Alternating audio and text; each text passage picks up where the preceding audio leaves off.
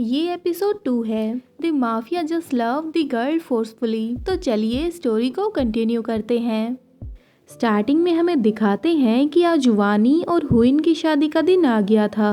जैसे ही ये दोनों एक दूसरे को रिंग पहनाने वाले ही थे कि तभी वहाँ सोंगछा आ जाता है। वो वहाँ पर अपने बहुत सारे आदमियों को लेकर आया था और वो आते ही वहाँ पर फायरिंग शुरू कर देता है। जैसे ही सोंगछा हुइन को गोली मारने वाला था, सामने वानी आ जाती है और कहती है अगर तुम्हें किसी को मारना ही है तो मुझे मारो। फिर वो वानी से कहता है तुम्हें क्या लगता है मैं तुम्हें नहीं मार सकता, लेकिन वो बेचारा क्या ही करता, उससे वानी पर गोली चल ही नहीं पाई क्योंकि उसे वानी से प्यार जो हो गया था। अब वो बेचारा हार कर अपने लोगों से भी गन नीचे करने को कह देता है।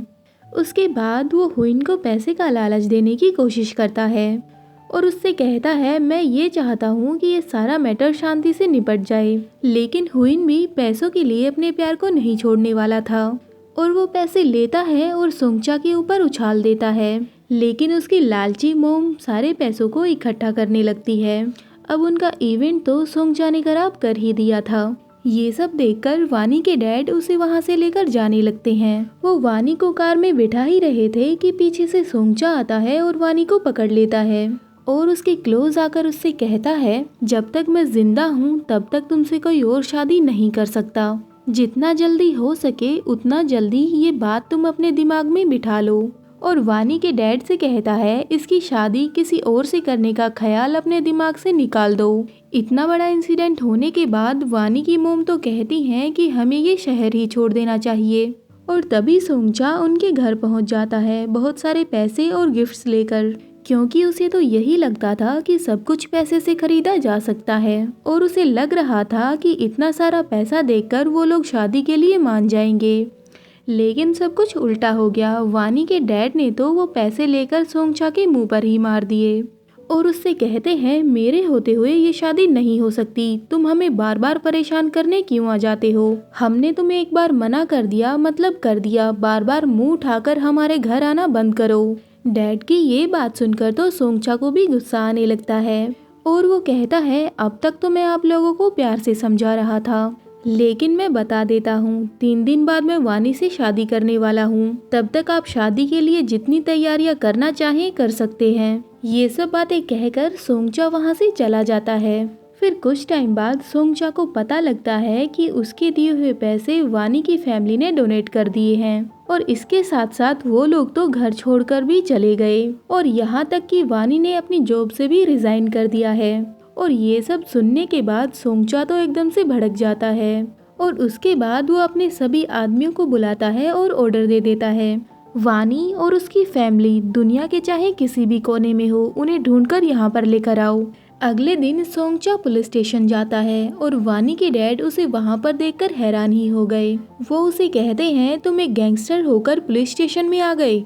लेकिन तभी वहाँ के सीनियर आते हैं और सोंगछा के साथ बड़ी अच्छी तरीके से पेश आते हैं और सोंगछा से कहते हैं मिस्टर सोंग अगर आपको काम था तो आप मुझे ही बुला लेते, आपको यहाँ पर आने की क्या जरूरत थी। अगर आप मुझे कॉल भी कर देते तो मैं तो कॉल पर ही आपका सारा काम कर देता।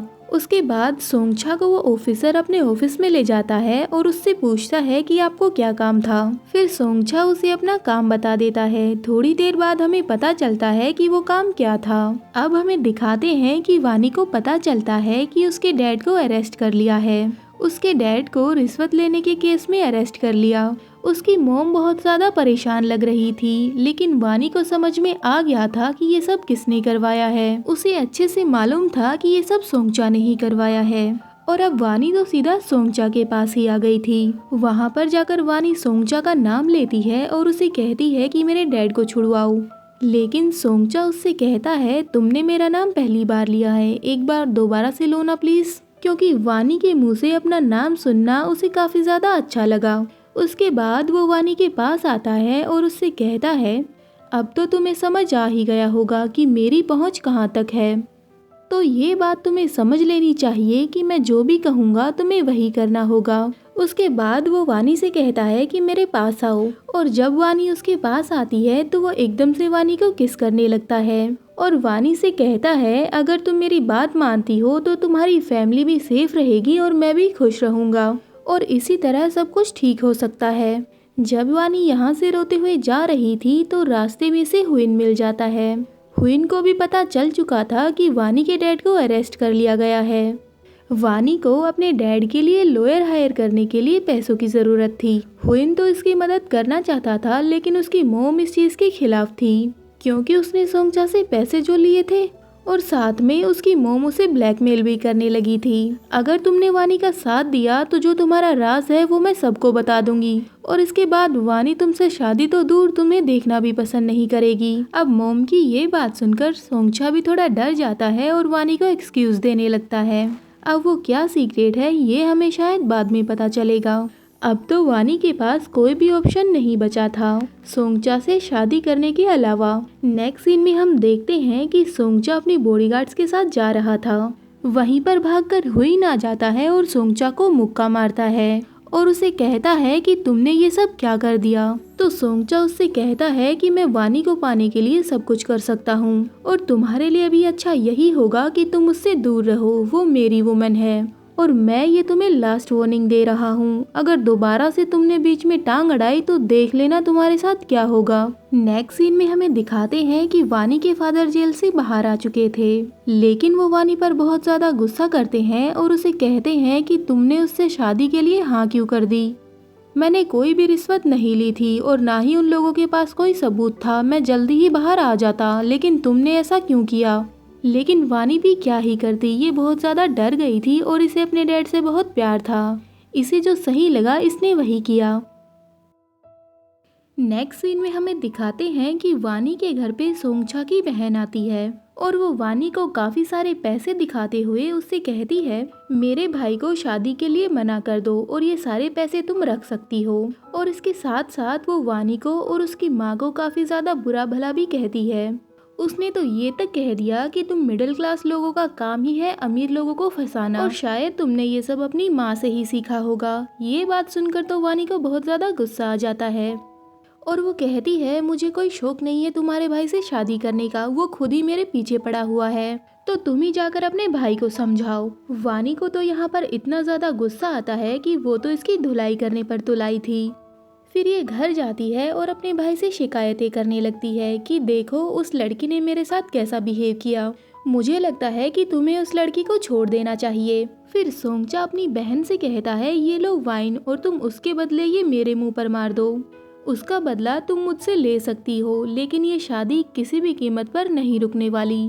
इतना कहकर वो वहाँ से चला जाता है। फिर पीछे से उसकी स्टेप मॉम और सिस्टर बातें करने लगती हैं हमें कुछ भी करके ये शादी रोकनी होगी, नहीं तो सोंगचा जो भी डिसाइड कर लेता है वो करके ही रहता है। अब हमें दिखाते हैं कि एक मेकअप आर्टिस्ट वानी का मेकअप कर रही थी और उससे जेलस भी हो रही थी। उसे बोल रही थी कि तुम कितनी ज़्यादा लकी हो, तुम्हें मिस्टर सोंग से शादी करने का मौका मिला है। लेकिन वानी को फिर से गुस्सा आ जाता है और वो कहती है कि मुझे कोई शौक नहीं है उससे शादी करने का, अगर वो तुम्हें इतना ही ज़्यादा पसंद है तो तुम मुझसे शादी कर लो, मुझे बिल्कुल बुरा नहीं लगेगा। तभी वहाँ पर सोंगचा आ जाता है और वो मेकअप आर्टिस्ट उसे देखकर डर जाती है, क्योंकि वो इतना कुछ वानी को सुना रही थी तो उसका डरना जायज़ था। उस आर्टिस्ट के जाने के बाद सोंगचा वानी से पूछता है बताओ क्या वो लड़की सही कह रही थी। तो वानी कहती है हाँ मुझे भी उस लड़की की बातें सही लगी, क्योंकि मेरे जैसी वर्थलेस लड़की के साथ तुम्हारे जैसा पर्सन क्या कर रहा है। लेकिन इस बात पर सोंगचा को गुस्सा आ जाता है और वो कहता है कि तुम जानती नहीं तुम मेरे लिए क्या हो, तुम मेरे लिए काफी लकी हो और तुमसे शादी करना मेरा एक सपना है और मेरा वो सपना आज पूरा होने वाला है। वैसे भी मैं तुमसे बहुत ज्यादा प्यार करता हूँ, तो तुम कोई ऑर्डिनरी गर्ल नहीं हो।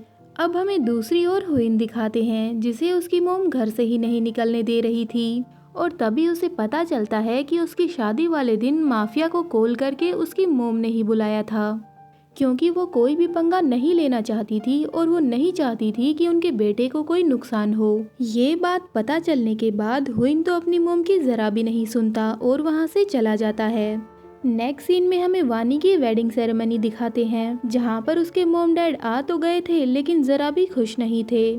और वहीं दूसरी ओर वानी तैयार होकर वेडिंग में आ रही थी, तभी उसकी कार को एक ट्रक टक्कर मार देता है, जिसकी वजह से वानी के सर में चोट लगती है और उसका काफी खून भी बह जाता है।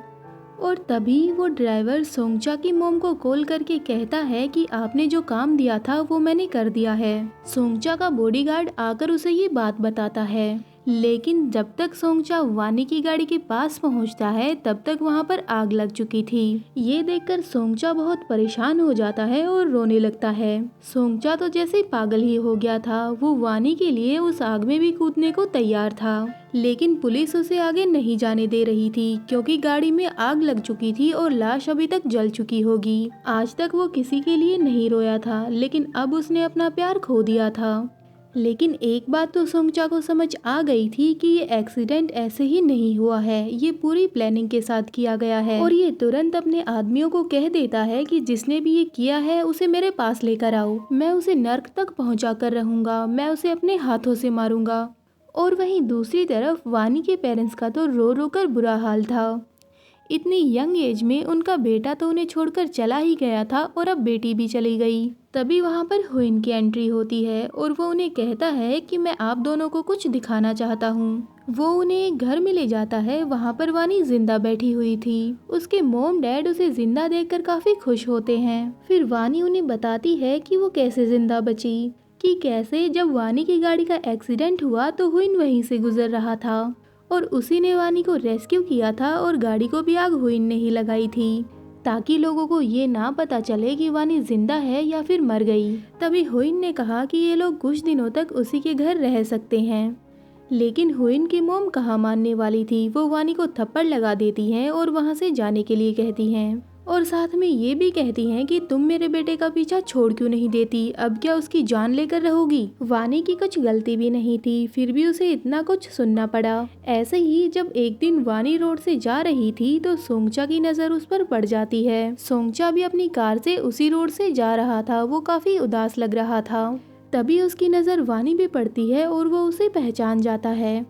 वानी सोंगचा को वहाँ पर देखकर डर जाती है और वहाँ से भागने लगती है, लेकिन सोंगचा उसे पकड़ लेता है और उसे जिंदा देखकर काफी खुश था। साथ में वो कहता है कि भगवान का शुक्र है कि तुम जिंदा हो और उसे कहता है कि चलो घर पर चलते हैं। लेकिन वानी तो उसके साथ जाने से मना कर देती है और कहती है कि तुम्हारे साथ रहने से अच्छा है कि तुम मुझे मार दो। ये बात सुनकर सोंगचा को बहुत ज्यादा गुस्सा आता है और वो कहता है मैं जिससे इतना प्यार करता हूँ उसे मैं कैसे मार सकता हूँ। और फिर वो वानी को जबरदस्ती उठाता है और अपने साथ ले जाने लगता है। वो वानी को उठाकर अपने घर ले आता है और उससे कहता है अब जब तक हमारी शादी नहीं हो जाती तुम यहीं रहोगी मेरी नजरों के सामने, मैं तुम्हें अब यहाँ से नहीं जाने दूंगा। वानी वहाँ से भागने की और खुद को छुड़वाने की कोशिश करती है, लेकिन वो ऐसा नहीं कर पाती और सोंगचा उसे फोर्सफुली किस करने लगता है। वो जबरदस्ती उसके साथ इंटीमेट होने की कोशिश करता है और वो बार बार उसे बोल रही थी कि मुझे छोड़ दो, लेकिन लास्ट में सोंगचा भी कह देता है चलो ठीक है, बाकी सब हम अपनी शादी के लिए बचा कर रखते हैं। और साथ में वो वानी को वार्निंग भी दे देता है कि अगली बार अगर तुमने भागने की कोशिश की तो तुम्हारी जगह सजा तुम्हारे मॉम डैड को मिलेगी। साथ में वानी भी उसे काफी बुरा भला सुनाने लगती है, लेकिन वो ध्यान नहीं देता, बस कॉम्प्लीमेंट समझ के वानी के फोरहेड पर किस करता है। और इसी के साथ ये एपिसोड यहीं पे खत्म होता है। Hope you like this video. Bye bye.